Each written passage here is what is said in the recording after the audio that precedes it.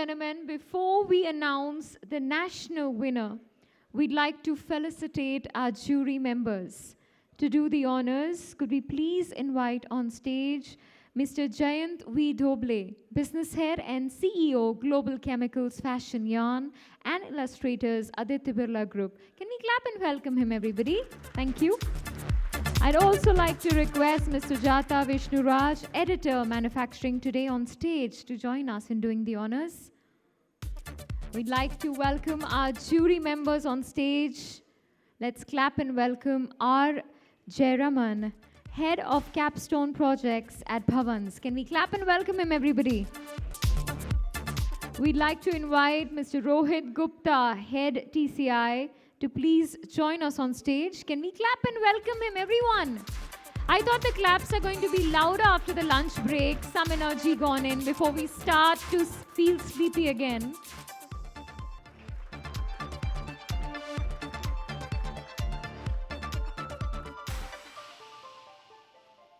Well, it's now time to move on to an interesting fireside chat on a very pertinent topic. The topic is sustainability and circular economy in manufacturing.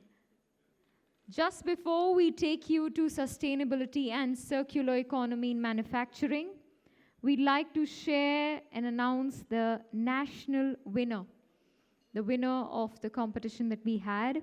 And to do the honors, I'm going to invite Mr. Jayant V. Doble once again back on stage, and Ms. Sujata to please join us on stage again. It's time to know who the winner is. So let's see who the winner is.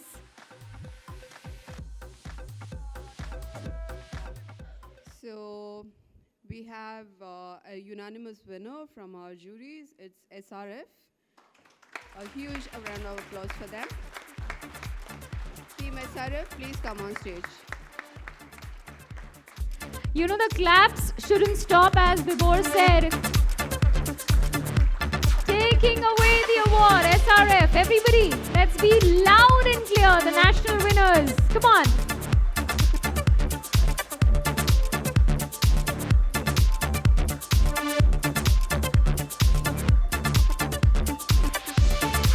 Let's capture that in a beautiful photograph together. Thank you so much. Thank you for doing the honors. Thank you. I want to say something for all the teams. Firstly, at that age, at that stage in my career, I was not even half as smart. So when I was looking at them, I was like, man, I wish I knew all of this when I was that age. So very, very impressive group of people, very impressive group of people. Actually, the 4 cases were very different. The one that involved RTO involved extremely difficult engineering studies. I have done some RTO work in my life, and I can tell you that it looks easy on paper. It is damn difficult to design in practice. The one presented by SRF, stripping the metal part away using alkali, is also not easy. The bulk density challenge is very big. Then there was the one from automotive, Bajaj, I believe. It looks like small improvements, right? But that's the entire concept of Kaizen. That's how Toyota becomes the world's best manufacturer of automotive. Little pieces of improvement at a time. A small story. So, nobody becomes senior in Toyota without working on the shop floor. In fact, it is mandated that senior executives have to spend a certain amount of time on the shop floor and do some Kaizen themselves. Doesn't matter what the length and breadth of their title is. And then MG Motors presented a process improvement case. And look, these are all solving real world problems, applying sometimes basic principles of science to what seem like mundane manufacturing issues. But if then those are not tackled properly, the life of a worker, the amount of working capital that is built up, the quality, it all gets affected. So I thought like all the 4 cases were really brilliant. And yes, there is always one winner, the jury decides that, but I wanted to share my enthusiasm about what I saw with the team here. Thanks. We now move on to the fireside chat, bringing you back to sustainability and circular economy in manufacturing. The circular economy can serve as an important building block for the sustainability targets of manufacturing companies. Although the term itself has long been established, we see that proper implementation of circular economy across entire manufacturing value chains is still lacking and remains a key challenge for all the companies. However, there are clearly visible and good examples of circular economy which have already been implemented, generating sustainable and economic value among multiple layers. The discussion will be moderated by Aditi Sharma, Group Chief Quality Officer at Vedanta Resources Limited, will take a look at the cross-industry perspective on sustainability and circular economy in manufacturing. Aditi, as the Chief Quality Officer of the group, drives the transformation of culture of quality, sustainability, and governance across all group companies. Let's welcome the panelists on stage. I'm going to wait for the claps to come along.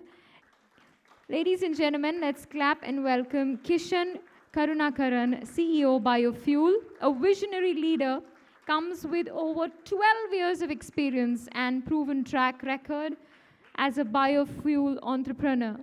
Let's also welcome Sudeep Kolte, VP Sales and Marketing, Saint-Gobain, India Private Limited, Chiprock Business. He has robust knowledge that entails business and strategic leadership, brand stewardship, and channel management.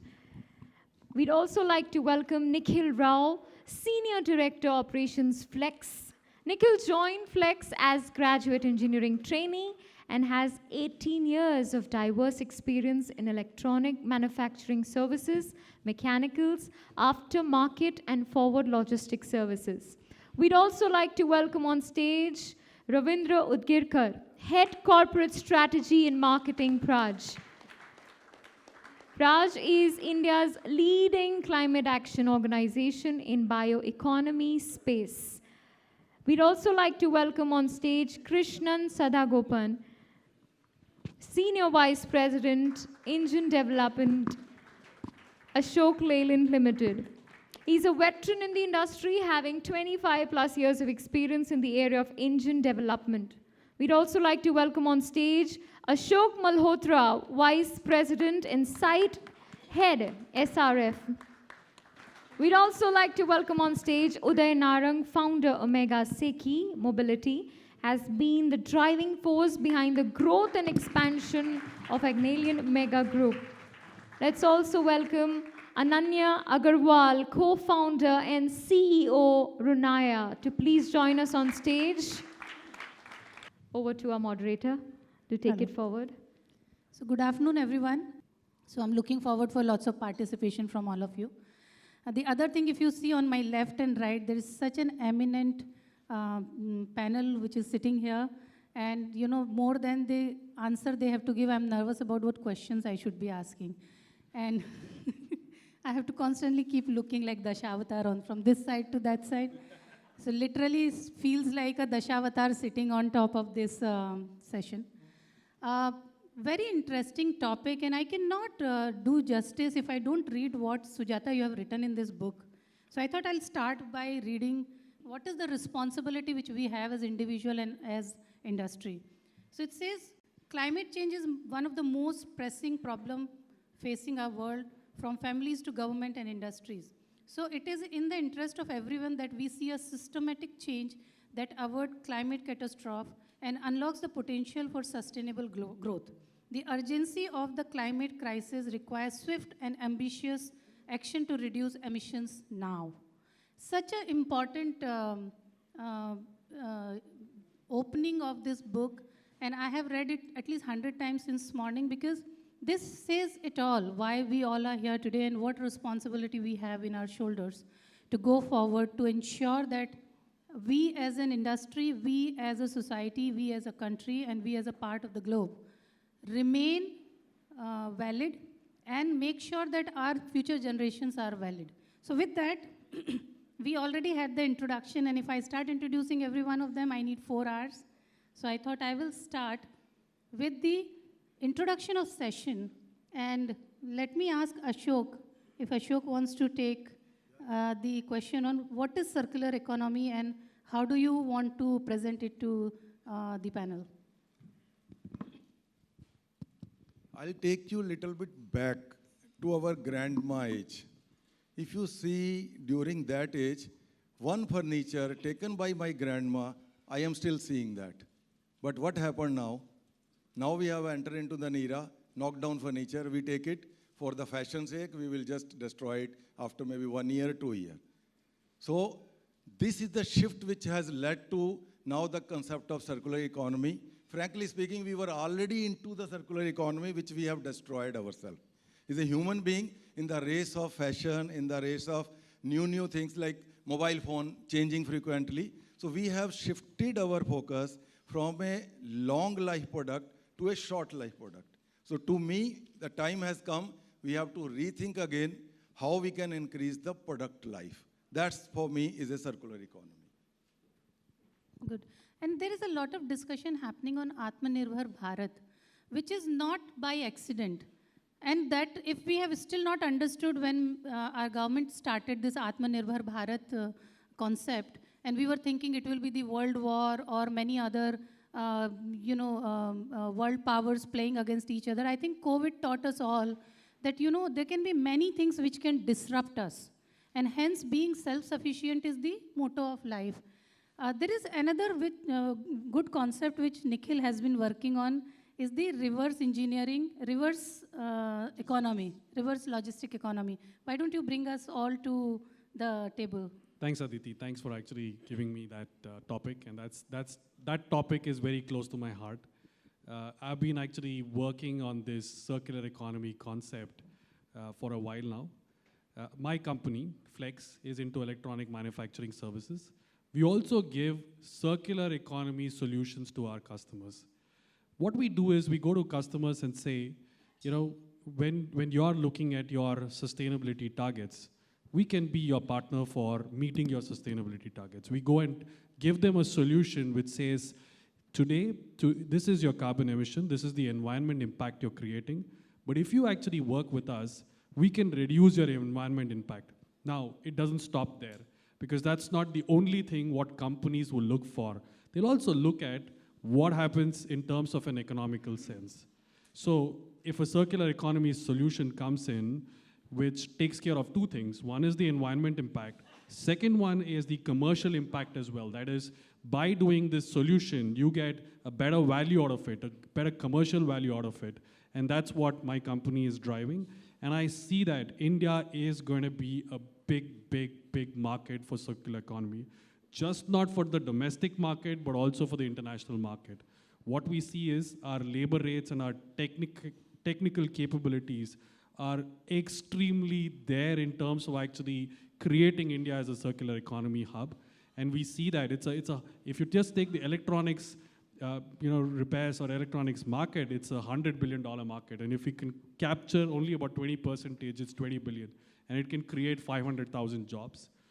We're working very closely through MATE, Manufacturers Association of IT, to actually bring in this with the union government. There's a lot of policy changes going on, and circular economy, as well as the solutions around it, and India will emerge as a large market for this solution. Thank you very much. Thanks, Nikhil. This also says that there is an art of possible to send things and bring them back, and that happens with the logistics. And when we are talking about logistics, Uday, I will be coming to you to ask, how are you thinking about this entire reverse logistics? How are we looking at sustenance, looking at ESG part of it, looking at the net zero part of the whole discussion which we have in the logistics space? Thank you very much. Thank you for Manufacturing Today for having such a great event. Look, I think if you look at the logistics space, and I'm going to say 13% of our GDPs depend on that. And I think if you look at the pollution, I've been working at this space for a very long time, and I'm going to say we've got to change the way logistics is run. Every one of you, all of you, doesn't matter what industry, whether you're coming from mining or food or any part of this logistics space, you need to turn to green energy or blue energy, which is EV or hydrogen. We are continuously working on changing that. Trucks need to be part of this EV system. I know three-wheelers and two-wheelers. And actually, we are having, talks on how, Tata's done a great job with Nexon and Mahindra's working on it. But I think the logistics space, and this is something that I'm continuously working on, reaching across the country as well as the globe. India is going to be, I think we're at the 5th largest economy in the world. We're going to be the 3rd largest economy in the world, no shadow of a doubt. A 5 trillion economy is down in the cards. Europe, with what's happening with the energy prices, it's done, guys. The action is here. What we need to do is we need to change. We've got 31 of the most polluted cities in the world in this country, and we all got to be working on that. Logistics space is something that really needs this, and I think we need to all align together and work towards where, there is so much inefficiency also in our logistics space. I think there is a whole lot of work with the new logistic policy that the Prime Minister just issued last week. There is a huge amount of, the new, Gati Shakti plan. There's again so much that in the net zero, we need to move towards green energy, and logistics will be needed to change. And we at OSM are working on trucks, and many, many other products for changing the logistics space for the net zero. Thank you. Thank you so much. It's such an important part of our daily existence, the logistics in every space and every walk of our life. We are seeing so much of innovation and improvement which is coming in logistics. We used to go to get food outside, now the food comes home. We used to get apparel from outside, apparels come home. Almost everything started coming home. And we are also wondering that how this entire thing is going to impact the human resources, right? And in that, we are also, there is one more topic which we are touching constantly is the Industry 5.0. We already have been trying to figure out how to implement Industry 4.0. Now there is new buzzword which is Industry 5.0. Ravindra, would you like to enlighten us with that? So thank you. So before I get to Industry 5.0, I just want to extend sincere compliments to Sujata and entire Manufacturing Today team for putting up this great conference together. If India has to realize Prime Minister's vision of developed economy by 2047, or for that matter, $10 trillion economy by 2030, the manufacturing sector has got a great role to play, and its share is on decline. And I think events like this actually step up the whole momentum in the manufacturing sector. Now, coming back to your question, see, what we have seen is Industrial Revolution 1, 2, 3. There has been a spacing of almost a century. Now, or 50 years. Now, we are seeing from 2011, where Manufacturing 4.0 concept was mooted, even before, as Aditi pointed out, that its full prowess is leveraged. We are already talking about Industry 5.0. And how it is different? All earlier industrial revolutions did a fantastic job of poverty eradication, bringing quality of life up, reducing mortality, and so on and so forth. All that progress and developments, however, have come at the expense of environment and the evils of climate change. We are already witnessing climate calamities. So Industry 5.0 is actually a concept where we are going to see the coexistence of humans and robots, which we call cobots. And more importantly, the bioeconomy part of it, which we talk circular bioeconomy. So basically from cradle to grave, or for that matter, what you get from farm, it goes back to the farm. So bioeconomy has got a tremendous role to play.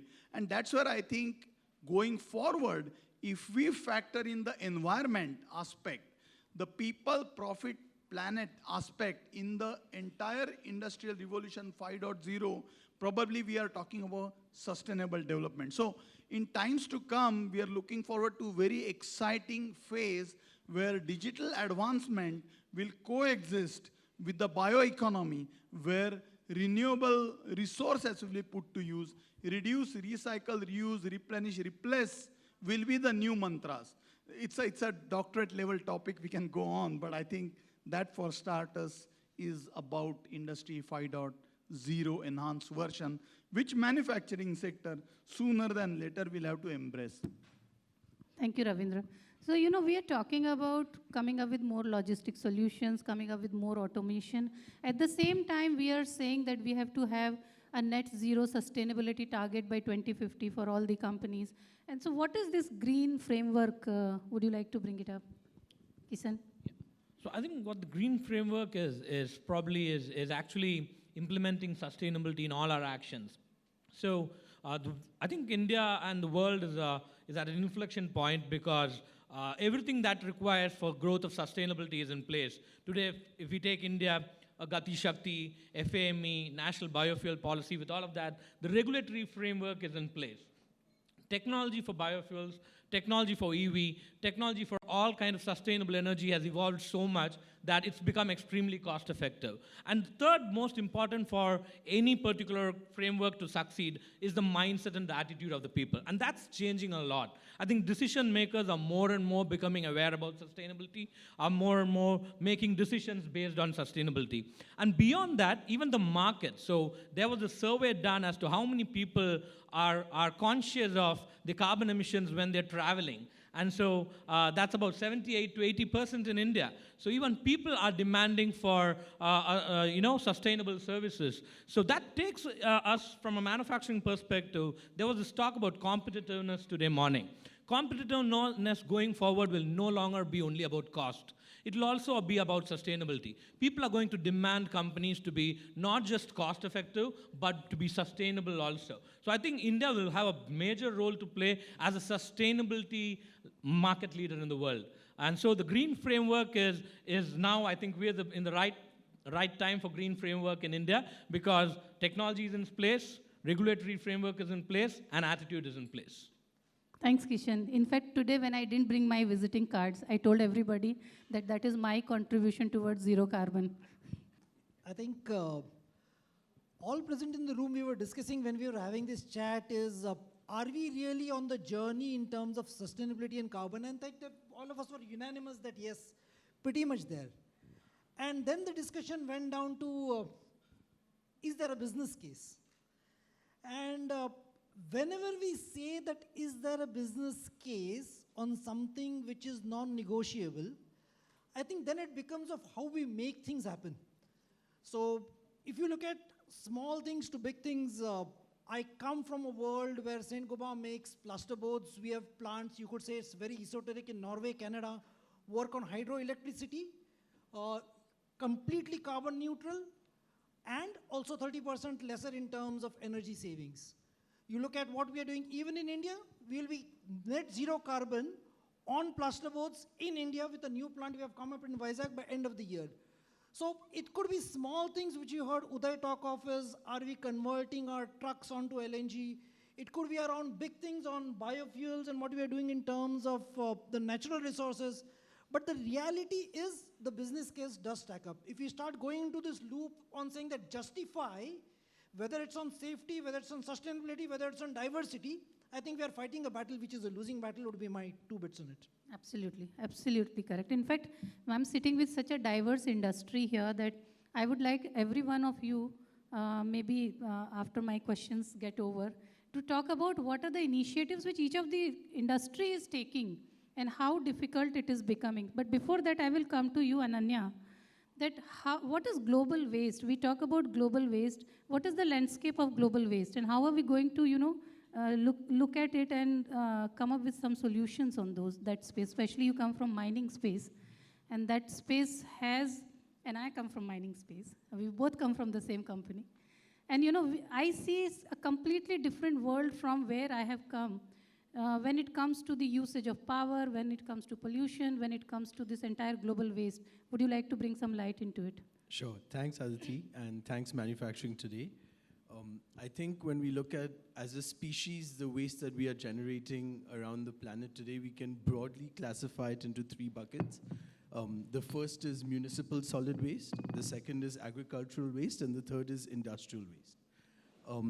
Again, in India today, we are tracking very closely municipal solid waste. And if you look out, you'll find several young, driven entrepreneurs running startups that are developing technologies to to help deal with this problem of municipal waste.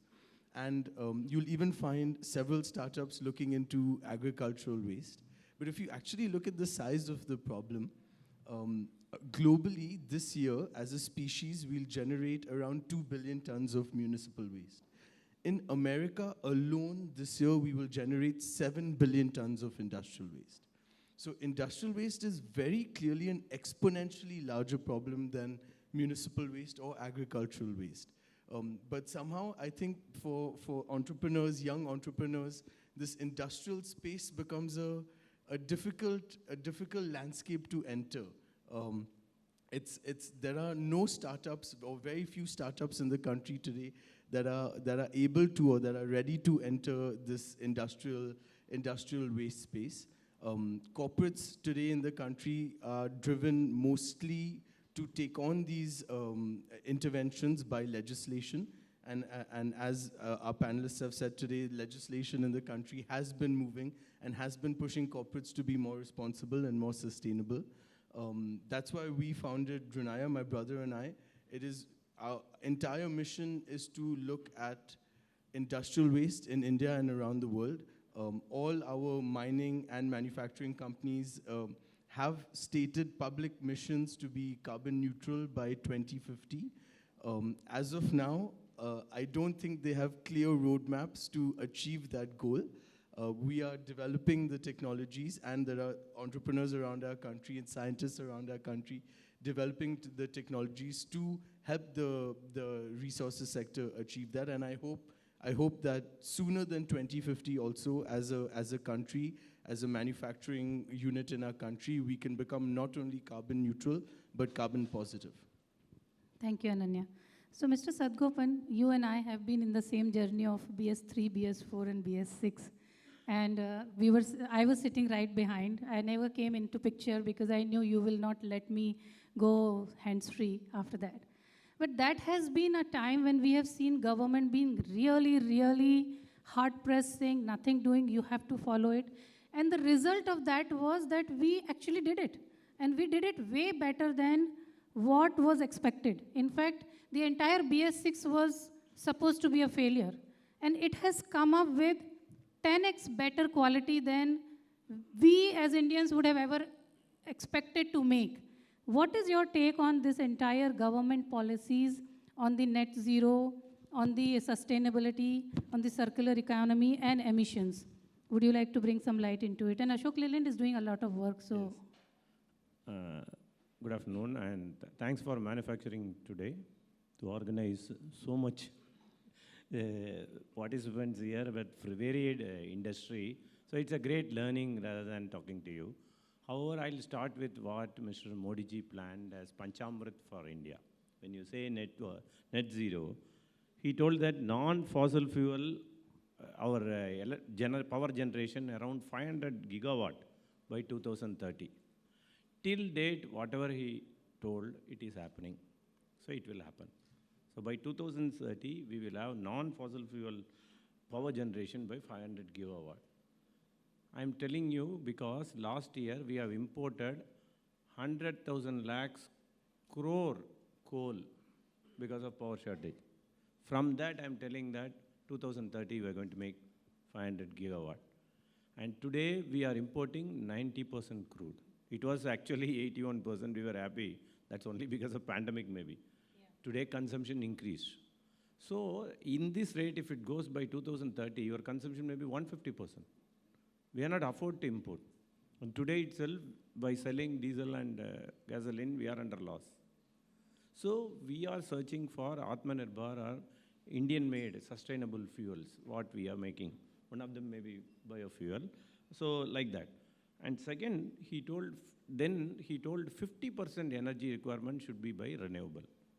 Almost we are there in Ashok Leyland. 70% we are using solar and wind for our industrial operations. So 50% energy requirement means solar, wind, even renewable fuel. But recently, from 2025, in gasoline vehicle, we are going to use 20% ethanol. Ethanol is an oxygenate. It will increase power as well as it will reduce emission. Emission means, you might be laughing. You see that everywhere you kept a bottle of water. You know that you can drink only this water. Other water, you assume that it is polluted, correct? But we are breathing the polluted air we are not knowing. Are we breathing right? No, we are not. That's the reason Euro 6 came into picture. Now, if you want to breathe a fresh air, you have to put your nose in Euro 6 tailpipe, because it is taking the air and it is cleaning it. I can say that I am also doing a carbon reduction by cleaning using Euro 6 technology. So 50% energy requirement you should meet by renewable, and it will happen. It's going to happen. And these are the two. And third one is reduce carbon emission by 1 billion ton. I'll tell you, net zero and lower carbon, both are different. Net zero is how much CO2 we are consuming. And actually, when he was talking, I was thinking that we are going to transport this ethanol, 1,000 million ton ethanol we are going to transport in a diesel truck. Whatever we have generated, we are going to lose it. So if you use it for electric truck and the electricity is by coal, then what you will do? The electricity should be by hydrogen or solar or wind. Even hydrogen will generate NOx emissions. So unless there is solar and wind adequately, actually we are lucky, we are in India. Everybody knows about Paris climate and all. These are all in paper, that's why everybody knows. No? Now we will be talking about COP26. But whoever visited Chennai, there is one Paris corner there, whether you know or not. In winter, it will go 20 degree. And summer, it will go 55 degree. Tell me, in this 35-degree difference, anybody, if I go and advise, the earth temperature will increase 1.5 degree. We have to reduce CO2. Anybody will accept? When I first visited Aachen in 2000, I entered in a hotel and I asked for a fan. There is no fan there. I asked him why there is no fan. Then, okay, I thought that it's very cold, that's why there is no fan, there is no AC. Then afterwards only I realized, when I was traveling the car, suddenly I feel the heat. Ask the driver, why it's heat? No sir, you are from India, I put seat heater. I was shocked. Then I asked him, what is the maximum temperature you face? He told 24 degree. Throughout the year they face only 24 degree, and they are really worrying. 1.5 degree increase means 27. They have to buy air conditioner and fan now. That country, now energy is not there. In fact, they restarted.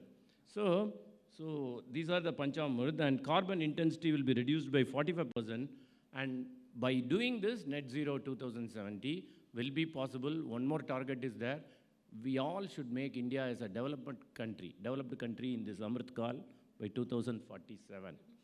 So definitely everybody has to plan, then only it will happen. However, not only the air pollution, water conservation is going on. Recycling, reusable also going on. I can tell you only one reusable in biofuel, just before, because passing of time. The thing is, if you go to McDonald's, they may be taking their frying pan oil and they will make biofuel and use their trucks. In India, frying pan oil, you will use it till the end, they will recycle. Frying pan oil from bigger shop will go to smaller shop.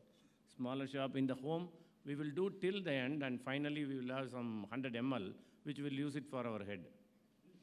So India is already using zero wastage, zero scrap. So we have to go to positive. With that, we are in right direction. We are not channelized. Individually, we are doing many things. So such forums will trigger our thinking to channelize and group it and execute it. That's what I would like to say. Thanks, Sadgopal. So, Kishan, why is net zero goal so important for manufacturing industry? Net zero so important for manufacturing industry. It is an irony that sometimes I feel that manufacturing industry is like the taxpayers. They come in the eyes of government every single time. But this time I don't see this as just because we are a bit more organized sector, that's why it has come, net zero has come to us. I think we have a bigger role to play in it. So can you just throw some light into it? Very true. I don't mean to be negative against the manufacturing industry, but why manufacturing industry specifically is because India is the third largest consumer of energy, and 80% of that is consumed by the manufacturing sector. So whether it be cement, whether it be chemicals, whether it be pharma, steel, textile, and paper. these 5-6 sectors practically consume 80% of India's coal consumption, and also including if you add transport and infrastructure, 80% of India's petro products consumption also. So it's very important that the manufacturing sector goes green and goes towards net zero, because that's when we tangibly as a country will move towards net zero, because it is the single largest sector that's consuming energy. So Uday, do you guys have the target for net zero as well? What was the question again, please? Do you have the target for net zero in your sector? Absolutely. I mean, I think I'm not waiting for 2040, 2050. It has to happen now. And I was saying earlier to all of you, when you walk out of here, don't think this is just a conference. Please make sure every one of you, in whatever space you are, this has to happen.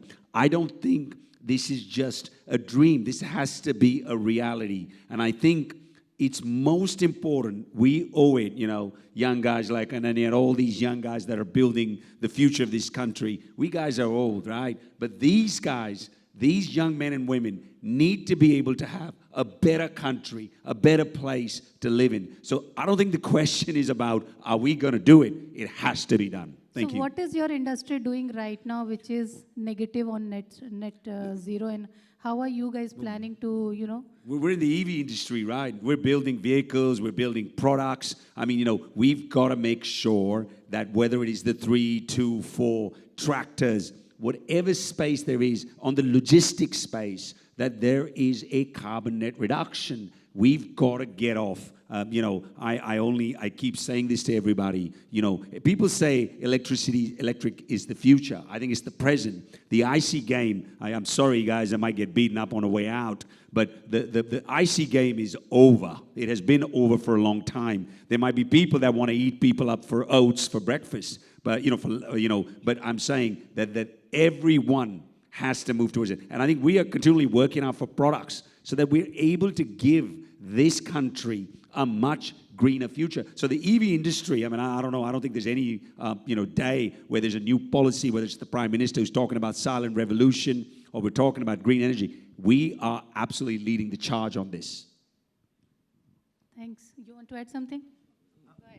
Yeah, so I represent a company called Praj Industries, and we are into providing the technology-led EPC solutions for production of low carbon fuels, which is basically ethanol. So few quick points I want to make, because you asked what do each one of us do. So we produce technologies that decarbonize the transportation sector. Manufacturing, or rather industry and transportation, are the top 2 sectors of energy consumers as well as greenhouse gas emitters. So if we take endeavors on war footing to decarbonize the sector, it will do planet a world of good. Now, I slightly beg to differ that the IC game is over. It won't be, because the aviation industry is yet to take off in a green fuel space. So while we are making great progress, India has achieved 10% ethanol blending target 5 months ahead of the time.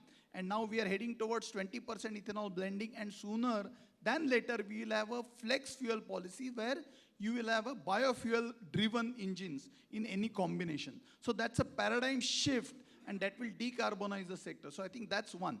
But quickly, on a sideline, we are also making biochemicals and materials which are more circulating carbon and which are more environment friendly and less toxic.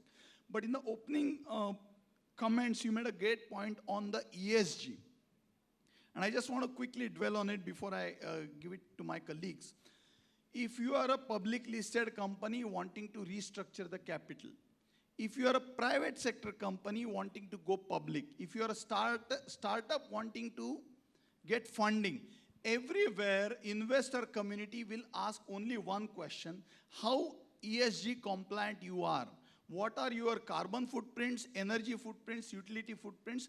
What are you doing to reduce them? How are you creating employment at the bottom of the pyramid? How are you developing jobs in the rural community? How are you complying with the latest legislations, for that matter, BSPR reports, and some of the fantastic steps that the government is taking towards this net zero ambition? So I think the point here is carbon neutrality is not a matter of choice anymore.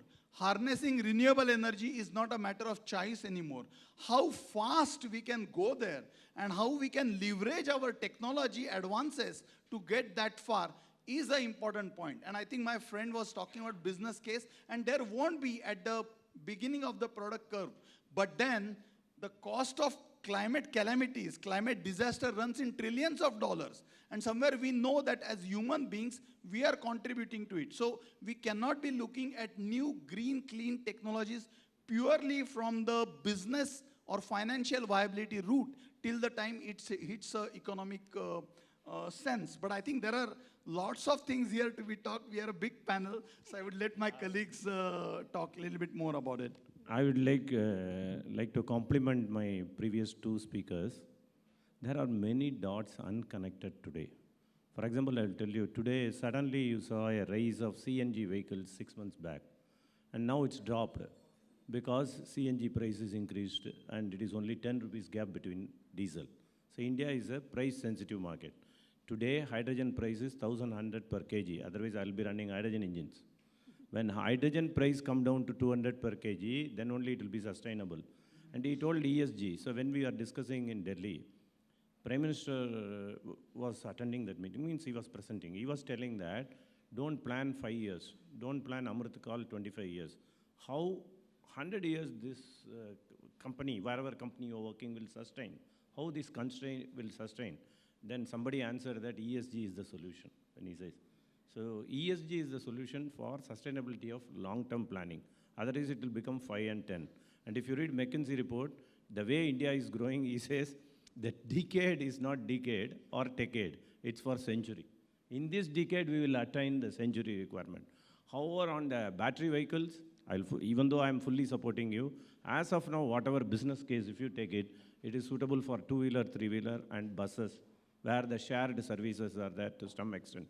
For truck, a 16-ton truck requires a 4-ton battery, weight of battery today. So there are huge innovations are possible, both in reducing the cost. On the ethanol also, I already told that ethanol may be very good, but transporting that in a methanol vehicle may reduce our pollution. You know, the government has taken steps. That government has freed numerous feedstock, for that matter, agricultural waste. I will tell you, yes, yes. Government has freed the spoiled grain, rotten grain. So anytime, anywhere, ethanol is the market that will happen in India. Ethanol is coming, it's a must. So 1G, 2G, 3G, it's a must. But you have to transport only in the hydrogen vehicle. So the days of transporting ethanol from one corner to another are gone. Ethanol will be produced in every corner of the country. Oh, that's right. You know, the other thing which is the government's mandate to all the power plants is to use 5% biofuel. Now, every time we come up with this, and I'm sitting in a very big, dais and saying this, but the thing is that I'm seeing in that sector now there is so much of restriction to actually get the, there's a cartel which has been, run there because every power plant has to showcase that they're using 5% biofuel, and that husk has become more expensive than petrol today, or diesel today, or coal today. So I think the policies have to be both way, for the user as well as for the seller. And I think with that, I'll come to Ananya. Ananya, this is our pain, right?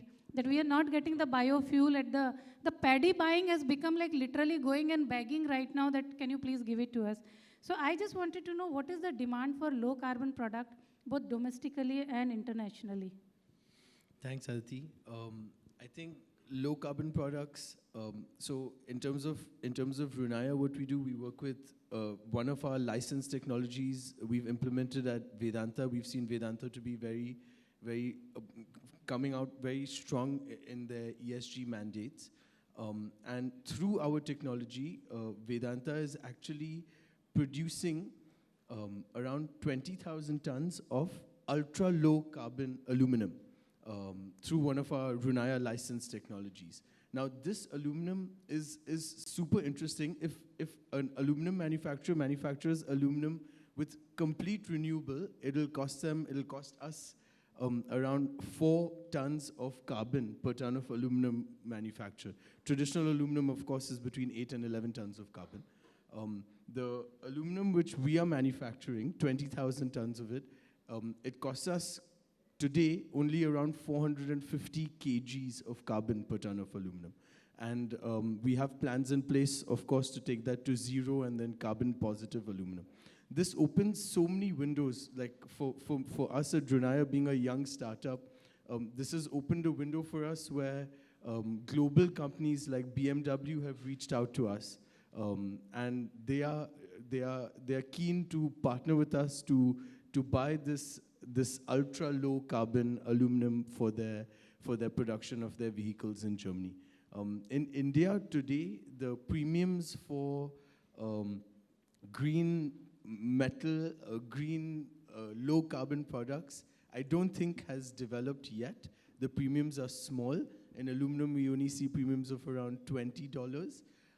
But in Europe already, we're seeing 60, 70 euro premiums on green steel. I think with the way the conversations, what I'm hearing from the panelists who represent the top corporates in the country today, what it seems like there's a huge push. The gentleman also said investors are asking these questions. I have conversations with these people. This is all they care about right now. I think that going forward, people will understand from an investor relations point of view, from a legislation point of view, that low carbon products are going to start demanding more, because our companies, our corporates will become more and more ethical in India as well, and start coming up to the level of ethical manufacturing that we see in Europe. And just lastly for me, before I hand back to you, Aditi, I think congratulations to manufacturing today as well. I see only glass bottles everywhere in the room today. I don't see plastic bottles. The first conference I've ever been to and spoken at where there's no plastic bottles kept for people to drink water. Congratulations.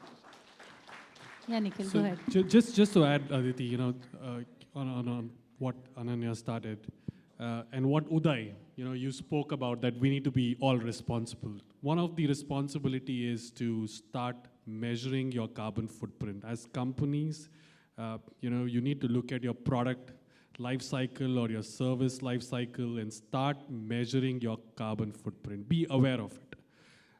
And as you are aware of it, you'll also know there are alternatives to it. And as long as you start looking at this, you can actually start solving your problems. And that's where a company like us comes into the picture. We have CO2 calculator, which helps companies or OEMs calculate their entire product life cycle footprint, carbon footprint.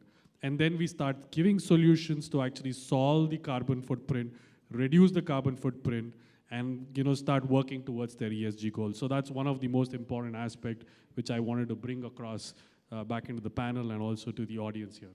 Thanks, Nikhil. Kishan, you want to add something? Yeah, I think you brought the point of rice husk prices going up. Pretty much in that space, what we do is, India actually produces close to 700 million tons of organic waste and agri-wastes. 450 is accounted. But only 100 million tons of that is currently coming into the biofuel value chain. So that's the reason why you see these prices jump up when there's a policy framework that mandates 5 to 7% of biofuel. The demand only of those which is already in the biofuel value chain increases. So what happens is when a marketplace like ours comes into picture and then makes it more transparent, what happens is more and more players come into the space, more and more wastes come into the biofuel value chain. The idea is most of it, at least 70-80% of that comes into the biofuel value chain. The prices will automatically normalize, and as Ravindra said that, so it's not only about the nearest price. You got to look that from a carbon positive perspective, from a long-term perspective, how much of climate action your It's like building a very resilient ecosystem for the industry, which will kick in the economies, and that's where the prices will stabilize, the raw material prices. I like to add something. What can be done? Everybody is telling, okay, we should do that. There are three things. We want circular economy. What manufacturer can do, what the user can do, what the government can do. Alone, nobody can lead to the circular economy. So let's talk about the manufacturer. There is a contradiction here, what I'm going to talk. See, you want to make a product, again and again persons purchasing from you, you are generating the profit. That's a manufacturer intention. What circular economy say? Make a product which is long lasting. Complete in contradiction with both of them. Are we making a product which can be repaired, which can be upgraded very soon, which can be reused again and again and again since ages and ages? Are we ready to do that? Are we ready to lose the profit of that product? Problem is, everybody into the business model, they want to give the product and want to renovate it. Okay, upgrade your product, throw the mobile phone. I give you a new feature in the new mobile phone. That where is the contradiction comes in the manufacturing. Now comes to the user. As a user, are we ready to accept the same product for a long time? Why we want to change the product? Why we are throwing a product back? Or do you know really the mobile you are using, or a crockery in your house you are using, or a furniture in your house you are using, how from which raw material it has come to you and where it's going? Do you know end to end? That knowledge is itself is missing. Today, users don't know what is happening to the product, what is throwing away, what it is causing to our ecosystem, what is the loss. One furniture piece is throwing away, what it is leading to. So what I am saying, when you are throwing, equal amount of raw material, equal amount of things, resources are being withdrawn from the Mother Earth. So why we are throwing it? Third thing, is our government asking the product you are making, what is the life cycle of this product during compliance? Government giving the license, are they asking what is the license, what will be your product, what will be the recycle of this product, what is going to end of this product, after how many years this product is going to vanish at all, when the final end of this product will come to the, how many industry will be using this as a raw material once you throw this. All these three things has to come together, which will start from the knowledge of each, and everybody has to contribute. That's what small I want to say. You know, it is I so... think, Aditi, so this is a great point because the solar panels, wind turbine blades, and the batteries, post their life cycle, how they are going to be eco-friendly disposed is a question that we have unanswered today. So I think you make a great point there, that how is the disposal? I think disposal of battery, there is a recycling technology had been identified. For example, car battery can be recycled and fitted on an auto rickshaw. Today we have 5 million e-rickshaws on the road. You can see Rajasthan or Pantnagar, or if you go to Delhi, such a nice design. It's a bolt nut technology, imported and assembled 500 traders, 9-seater. Even I can't design that. I can only exclaim that such a nice design is going. And that electric vehicle, and for him electricity is free. Who is asking from where he is tapping? And he charges for 8 hours and he uses for 10 hours and making money out of it. And the battery lasts for 1 lakh. See, finally, there are many R's are there with us. We are already using, we are going to channelize. Reuse. Who is not using reused car here? We are using refurbish. Who is not doing it? We are servicing, we are doing. And retrofit. In fact, there is a policy came. All diesel vehicle can be retrofitted with CNG and hydrogen. So we are going to do a big way retrofitment business. So India is practiced all such whatever circular economy, only it is not visible. We are going to write a book on that now. And repower. Now I'm going to work on a project for all tanks, in the defense tanks should be repowered with new engines. Their old engines are Russian engine, they are going to repower with Atmanirbhar, Indian engine. Recently I made one 600 horsepower engine for them. And next is recycle. This is, even today it's happening. Recycling water also we are doing. And landfill waste we are making it zero. And recall. Recall, there is no policy as of now. Even they are trying to bring it for passenger car if any defect is there. And recall policy is also. Finally, recon. Without recon, we cannot make money. Because even if it fails within 5,000 kilometers, we are doing recon only. So all these R's are being used. But it is going to channelize, putting a name called that we are using circular economy. We are living in circular economy, please realize. That's all my. One more thing, Aditi, coming to my mind. Why don't we make product as a service? Why we are selling the product at all? Let me sell something to a user, he will return back to me. I am ensuring that definitely... That had come that has already started, because unaffordable to purchase electric bus. Yeah. We are selling 59 rupees per kilometer, 42 rupees per Exactly, sir, kilometer. that's what I want. Because electric bus cost is 1.5 crore, whether ordinary bus is 40 lakhs.